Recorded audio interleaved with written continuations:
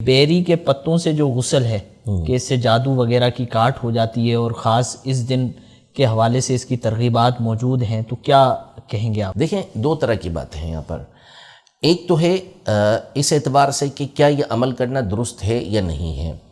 تو یہ عمل کرنا بالکل درست ہے، اس میں کوئی حرج نہیں ہے۔ بہت سارے ٹوٹکے ہوتے ہیں، دادی اماں کے ٹوٹکے ہوتے ہیں اور گھر کے بزرگ جو ہوتے ہیں ان کے طرح طرح کے ٹوٹکے ہوتے ہیں جن کے ذریعے سے ہم دیکھتے ہیں کہ یہ معاملہ ہو جاتا ہے۔ ہمیں بھی نزلہ کھانسی وغیرہ ہوتا ہے تو گھر میں ٹوٹکوں کوئی کے نہ ذریعے کوئی ہو جاتا ہے۔ اسی طرح نظر ہوتی ہے تو نظر کے لیے کتنا زیادہ یہ لوگوں کو معلوم ہے اور اس کے تجربات ہیں، مشاہدہ ہے اس کا کہ مرچیاں گھمائی بغیر کچھ پڑے، آگ میں ڈالی نظر اتر جاتی ہے۔ بالکل۔ تو ہوتا یہ ہے کہ دیکھیں جتنا بھی علاج ہوتا ہے نا، چاہے وہ طبی علاج ہو یا چاہے وہ روحانی علاج ہو، جو قرآن و سنت کے اندر ہے وہ تو الگ بات ہے، وہ اس میں موجود ہے تو وہ تو یقینی اور قطعی چیز ہے، لیکن جتنے بھی اس طرح کے علاج ہوتے ہیں نا، یہ سارے ضنی ہوتے ہیں، یہ تجربات کے اوپر مشتمل ہوتے ہیں کہ ان کو تجربے، ڈاکٹرز کو بھی تجربے ہوتے ہیں، حکیم جو ہوتے ہیں ان کو بھی تجربے ہوتے ہیں کہ فلاں فلاں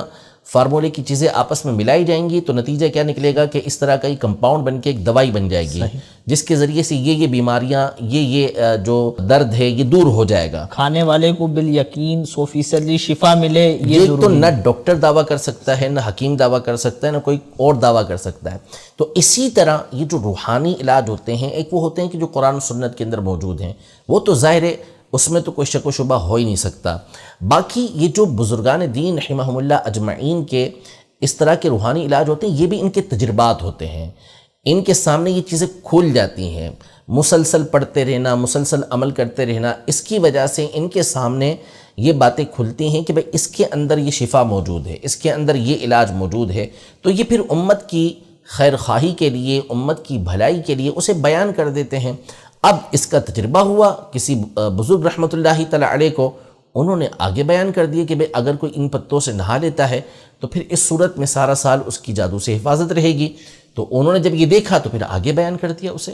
تو ان کے بیان کرنے پہ اگر کوئی عمل کرتا ہے تو کوئی اس میں حرج نہیں ہے، کوئی نہ اس کو فرض سمجھتا ہے، نہ کوئی اس کو واجب سمجھتا ہے، نہ کوئی اس کو سنت سمجھتا ہے، نہ اس پر کوئی عمل کرنا لازم قرار دیتا ہے، نہ کوئی اس کو مستحب بھی نہیں سمجھتا،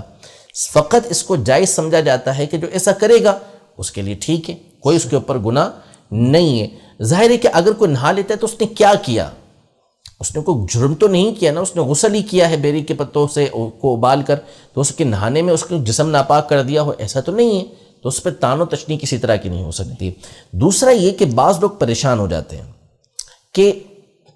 نہیں عمل ہو سکا یہ، تو گویا کہ کوئی ایسا کام ان سے چھوٹ گیا کہ جو چھوٹنا نہیں چاہیے تھا، تو ایسا نہیں ہے، یہ کوئی فرض و واجب نہیں ہے کہ ایسا آپ نہیں کریں گے تو پھر اس صورت میں آپ کو یہ گناہ ہو جائے گا یا آپ کے ساتھ واقعی جو ہے وہ